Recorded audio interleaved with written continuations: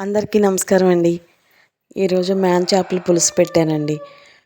మేము ఎలా వండుకుంటామో మీకు వీడియోలో చూపిస్తున్నామండి. వీడియో నచ్చితే గనక ఒక చిన్న లైక్ చేసి సబ్స్క్రైబ్ చేయండి. థ్యాంక్ యూ అండి మీ అందరికీ కూడాను మనస్ఫూర్తిగా. ముందుగా ముక్కలన్నీ చక్కగా నీళ్ళలో ఉప్పేసి కొంచెం ఇలా వాష్ చేసుకుంటే చక్కగా దాంట్లో ఉన్నదంతా నీసు వాసన అంతా పోతుందండి.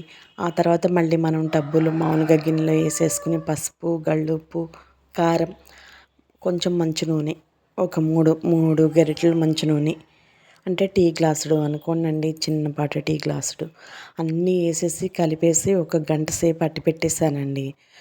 చేపలకి అలా ఉండిద్దండి, అది చాలా బాగుండిద్ది అనమాట.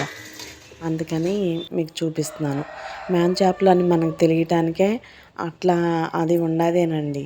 వీటిలో ముళ్ళు ఉండవండి, అసలు మామూలుగా నార్మల్గా ఉంటాయి అన్నమాట. ఎవరు చిన్నపిల్లలకి మనం తినిపించుకున్నా సరే మనకు భయం ఉండదు.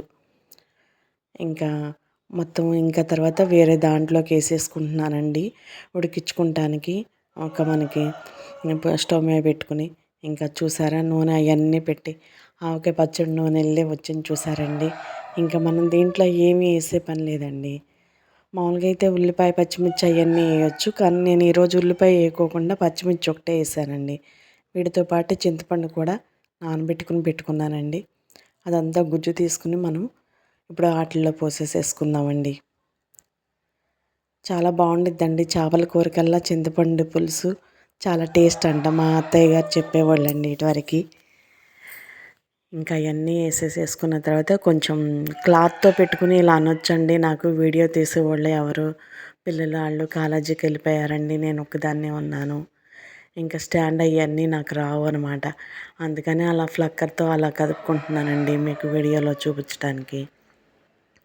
కొంచెం పచ్చిమిర్చి కూడా వేసానండి. ఇంకా మధ్యలో అలా ఉడుకుతూ ఉండగా అల్లం వెల్లుల్లిపాయలు కొంచెం గసగసాలు పట్టిన పేస్ట్ వేసానండి. ఇంకా అంతేనండి, కొత్తిమీర మసాలాలు ఏమి వేయలేదండి. ఇంకా నార్మల్గా వండిచ్చేసాను అనమాట ఈరోజు. ఇంకొకసారి మళ్ళీ కదుపుకుందామండి. ఇంకా కదిపేసుకుని అలా పెట్టుకున్న తర్వాత ఇంకా మూత పెట్టుకుని మళ్ళీ ఉడికించుకుందామండి. గరిటెతో తిప్పకూడదు, మనకు తెలుసు కదండి చేపల కూర బాగుండిద్దండి. చేపలు అంటే ముళ్ళు లేకుండా ఉంటాయి కాబట్టి చేపలు అంటారేమో అనుకుంటానండి నేను. అట్లనే అసలు ముళ్ళు ఉండవండి. మొక్క కూడా తినాలి అనిపించిద్ది. ఎగుటు రాదనమాట, మనకి ఎంత తిన్నా సరే ఎగుటు రాదు. మొక్క కూడా మనకి కట్ అవ్వకోకుండా చక్కగా ఉడికిద్దండి. మనం అలా ముందు మంచినూనె పోసి అవన్నీ నానబెట్టుకుంటే పక్కన రైస్ పెట్టుకున్నానండి. రైస్ కూడా ఉడికిపోయినాయి. ఇంకా పక్కన పెట్టేసేసుకున్నానండి. మొక్క చూడండి, ముక్కగానే ఉండిద్ది. మనకి ఎంతసేపు అలా మ్యాగ్నెట్ అయినా సరే మొక్క పాడవదనమాట. ఎందుకంటే ముందు మంచినూనె పోసి పెడతాను కదండి, అందుకని మొక్క అలాగే ఉంటుందండి.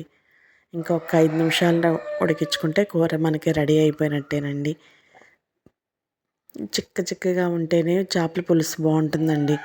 కమ్మగా పుల్లగా కమ్మగా ఉంటుందన్నమాట. 2-3 రోజులు అయినా సరే పాడవదండి కూర, స్మెల్ కూడా రాదు. ఉడికిపోయినట్టేనండి అలా ఉంటే. చూసారా పులుసు కూడా అదిగోనండి చిక్కగా ఉంది చూసారా. మనకి కూర రెడీ అయిపోయేటప్పుడు కమ్మన వాసన వచ్చి అలా పులుసు కూడా చిక్కగా ఉండిద్ది అనమాట. ఉంటానండి, మరో వీడియోలో మళ్ళీ మీ ముందుకు వస్తానండి.